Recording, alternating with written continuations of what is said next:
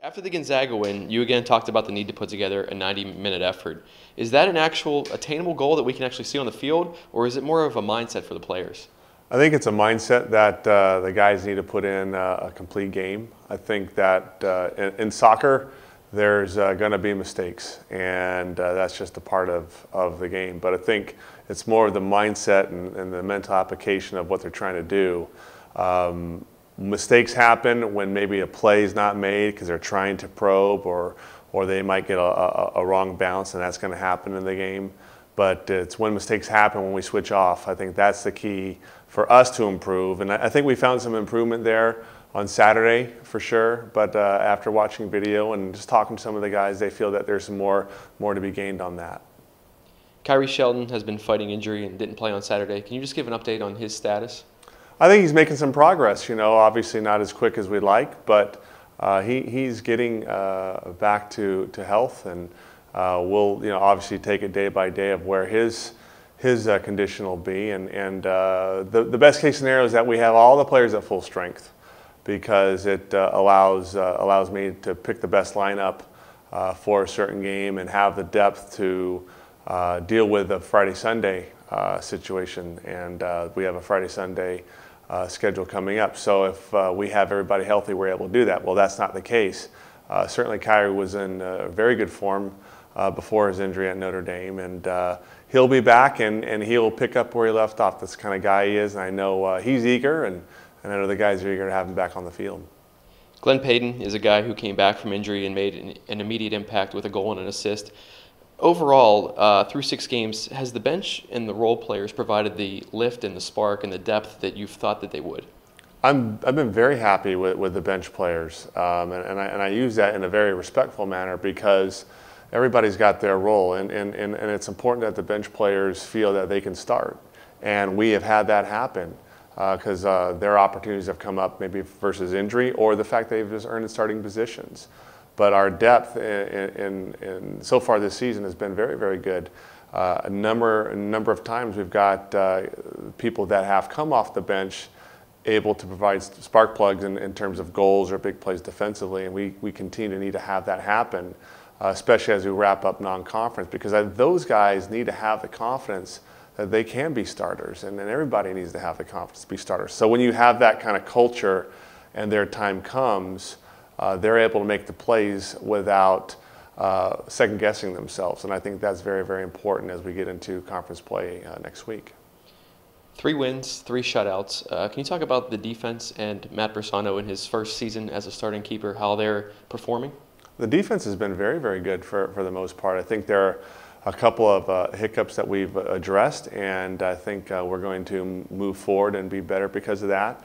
And like I've said before about Matt, Matt's he's a seasoned young person. He plays like he's been there before, and the players believe that, he believes that, and he certainly has come up with some big plays for us.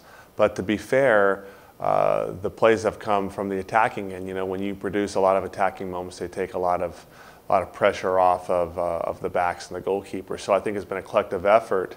But certainly Matt has done very, very well for his first season in the net for us.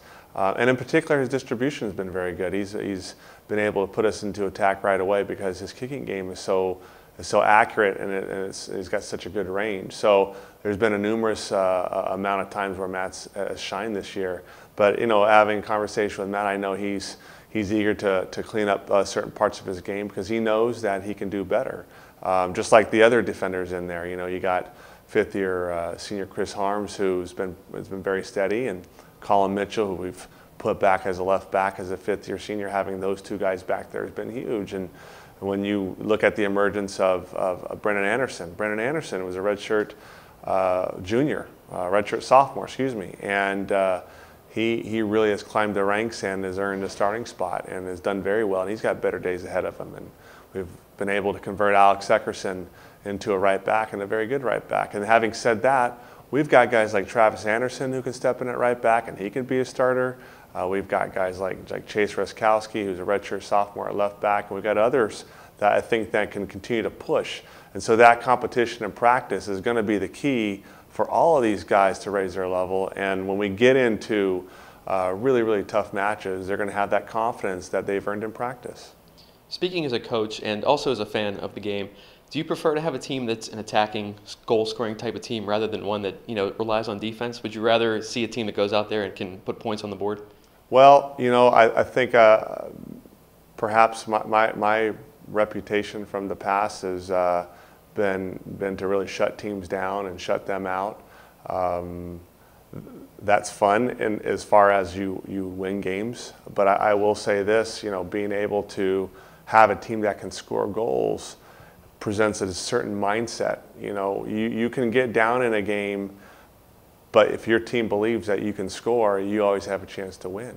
And so I would prefer the situation we're in now. I do think you can be both. We can be an attacking team that can defend well, meaning our guys don't have to be a defending team. They just need good defenders when their time is called to be a good defender. And so that's the mindset we're trying to get across to the guys. But when we got the players that we have, we certainly want to put them in every situation to feel the confidence they can score goals. And so for us, it's getting the ball forward and letting the horses go.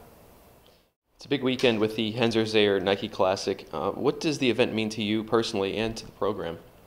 Well, the Hensor.Zaher event is important at many levels. I mean, for me, on a personal level, I was fortunate enough to be a part of these young men's lives as an assistant coach here 10 years ago or so, and got a chance to know them and coach them. And it's still when I reflect back on, I can't believe it's been that long.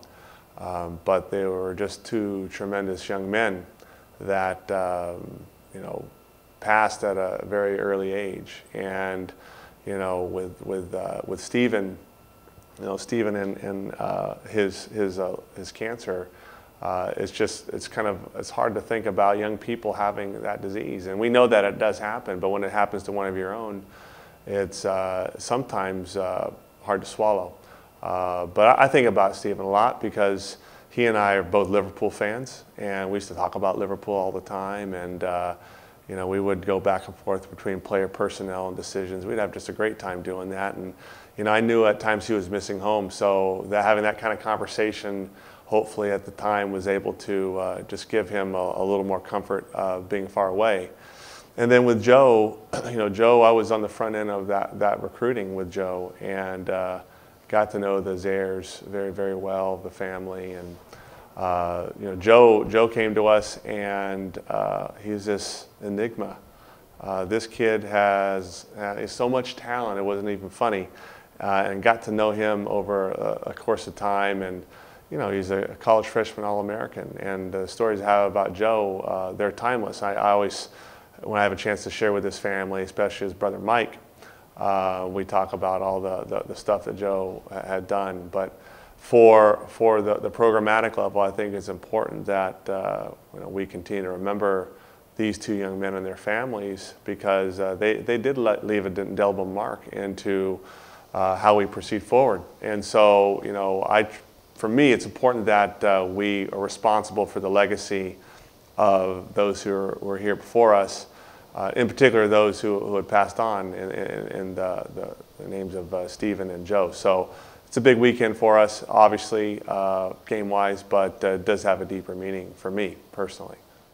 The games specifically with Green Bay and Irvine, what do you expect to see from those clubs strategically?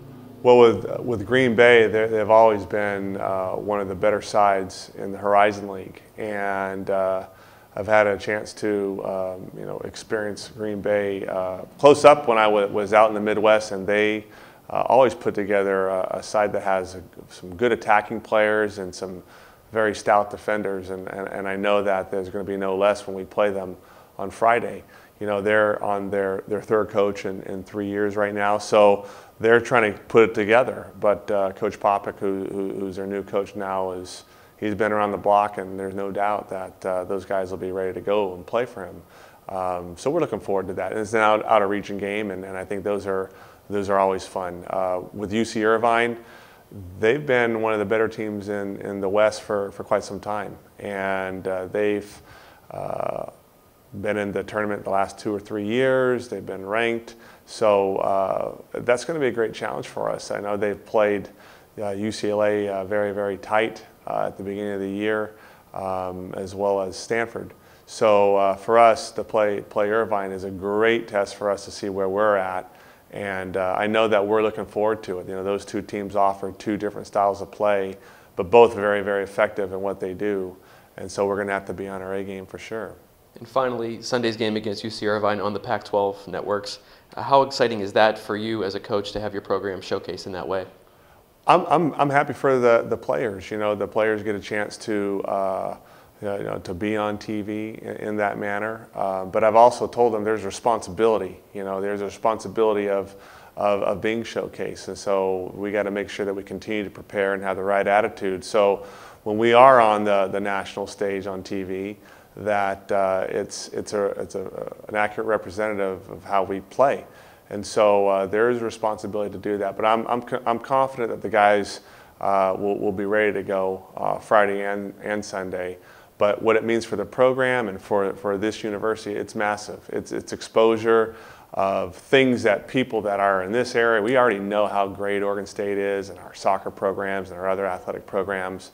But when you put them on TV and you get others a chance to take a glimpse of what it's like here and what our programs are like, it's just fantastic. So I'm very, very excited for our players and our athletic department, so we can continue to evolve to be, you know, at that top echelon in the country.